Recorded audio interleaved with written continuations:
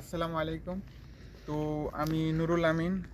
আপনারা সবাই জ্ঞাত, আমার আগের ভিডিও যদি আপনারা দেখেন তাহলে আমার নাম নাই বা আমি কি ধরনের ভিডিও বানাই এগুলো আপনারা জানেন খুব ভালো করে।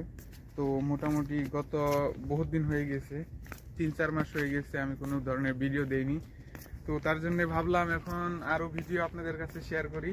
তো আমি আগে তো ইন্ডিয়া থাকতাম, আমার মানে বাড়ি তো ইন্ডিয়া। এখন আমি সৌদি আরবে এসেছি।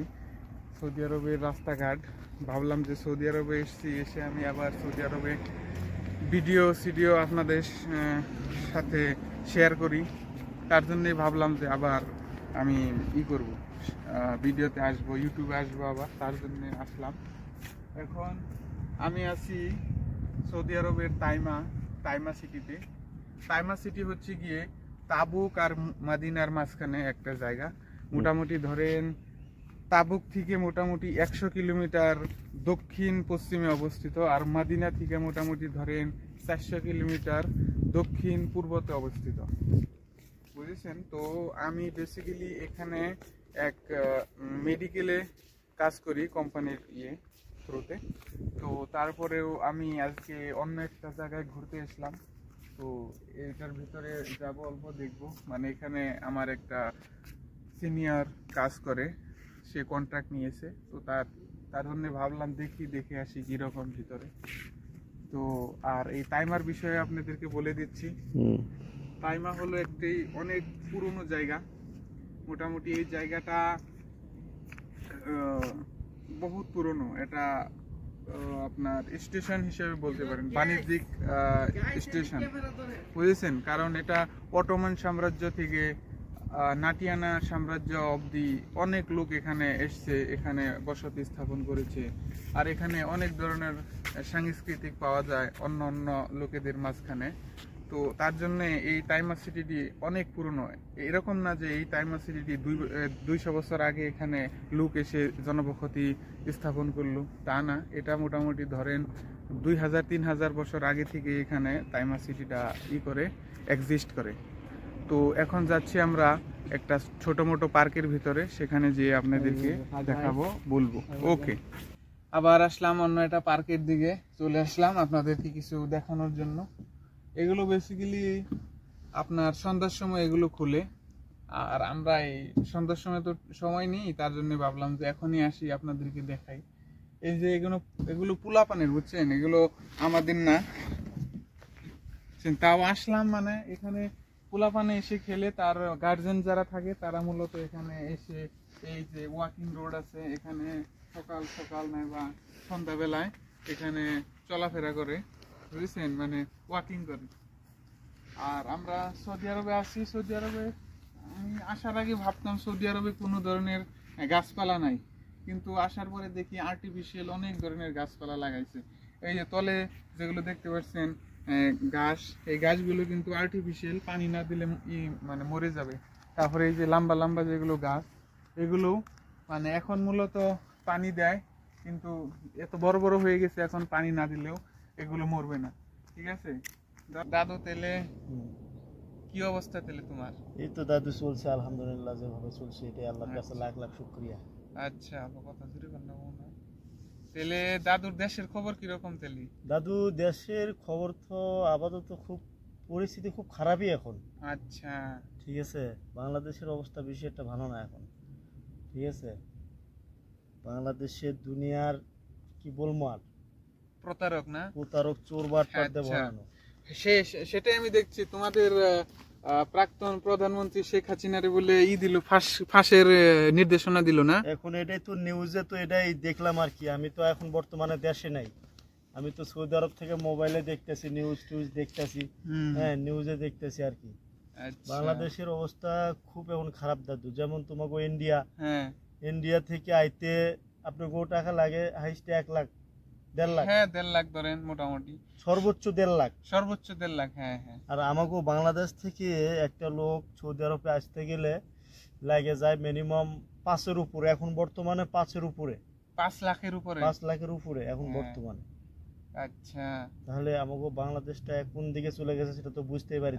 সবাই মানে ধান্দাবাজি, তাই না? সবাই খালি ধান্দা করতে চায়, ভরানো।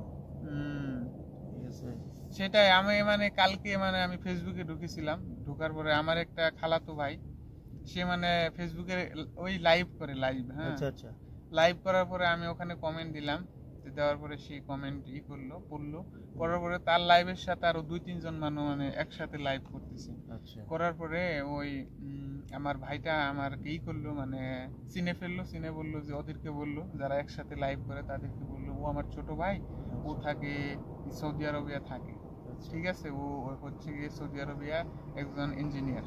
আচ্ছা ঠিক আছে।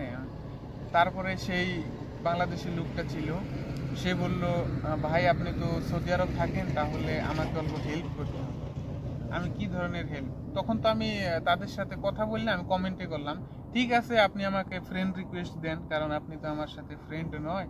পরে কালকে আমাকে ফ্রেন্ড রিকোয়েস্ট দিয়েছিল, দিয়ে বলল যে আমি আগে কাতার ছিলাম, কাতারে সেখানে অ্যাকাউন্টের কিংবা প্রসিডিং এর মানি এক্সচেঞ্জের অফিসে সে মানে কাজ করেছে।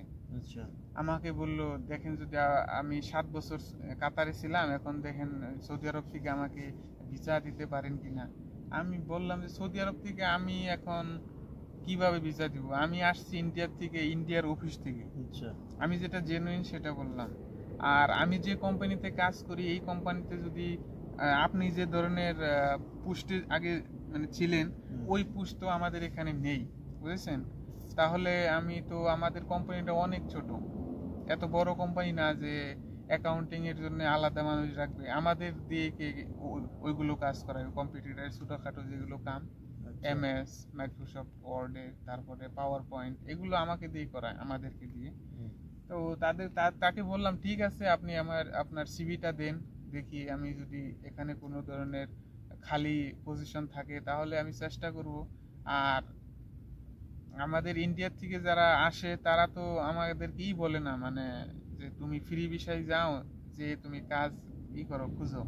আমাদেরকে লোকেরা কি সাজেশন করে জানো, বলে কি তুমি এক কাম করো, ইন্ডিয়ায় অনেক ধরনের কনসালটেন্সি অফিস আছে, ওই অফিসে তুমি যোগাযোগ করো, ওখানে সৌদি আরবের কোম্পানি নাইবা মিডল ইস্টের কোম্পানিগুলো ওখানে আসবে, আসার পরে তুমি ওখানে যেয়ে তোমার সিভি দিবে, সিভি দেওয়ার পরে তোমার ইন্টারভিউ নিলে ইন্টারভিউ হবে, যদি ইন্টারভিউ না নেয় সিভি সিলেকশনেও অনেকজনকে সিলেকশন করে দেয়, স্যালারি মোটামুটি ভালো দেয়। তো এরকমের কথা সে আমাকে বলল। তার কথা শুনে আমি ভাবলাম, বুঝলাম যে বাংলাদেশের মানে এই কনসালটেন্সির মানে ব্যবস্থাটা এত ভালো নয়, তার জন্য মানুষ অনেক ভুগছে, অনেক ভোগান্ত। কারণ তারপরে আমি ফেসবুকে না বা কিসে দেখলাম আমার খুব খেয়াল নেই, তো ওইখানে দেখলাম যে ওই তো তোমাকে অল্প আগে বললাম যে সবচেয়ে বেশি মানুষ থাকে বাংলাদেশি মানুষ সৌদি আরব, মোটামুটি 21 লাখেরও বেশি, 21 লাখেরও বেশি, মোটামুটি 2 মিলিয়নেরও বেশি মানুষ বাংলাদেশি সৌদি আরবে থাকে, বুঝেছ। সেটাই হচ্ছে সৌদি আরবের অবস্থা এখন বাংলাদেশি লোকদের জন্য, খুব খারাপ অবস্থা। সেটাই এখন আর কি। ও তোমাকে কখনো সৌদি আরবে পুলিশে ধরেছিল, মানে পুলিশে চেক ইন করার জন্য ধরেছিল? পুলিশ তো আকামা থাকলেও চেক দেয়, আকামা না থাকলেও ধরে। ওটাই এখন আমি কালকে গিয়েছিলাম ওই সুক ওখানে, তো ওখানে আমি কিছু মানে ওই কাঁচা সবজি কেনার জন্য ওই হাতে আমার কাঁচা সবজির কিছু পলিথিন কিস, তারপর পুলিশ বললো মোহাম্মদ তাল মোহাম্মদ, হ্যাঁ, তারপরে গেলাম বলে কি জিব আকামা, পরে ইকামা দিলাম, দেওয়ার পরে আমার ইকামা চেক করলো, বলে কি মোবাইলও দাও, মোবাইল দিলাম, মনে হয় মোবাইলের বিপিএনটা চেক করলো, মনে হয় বিপিএন ওই সময় আমার ওই ছিল না, তো চেক করার পরে বললো ওকে খালাস, খালি।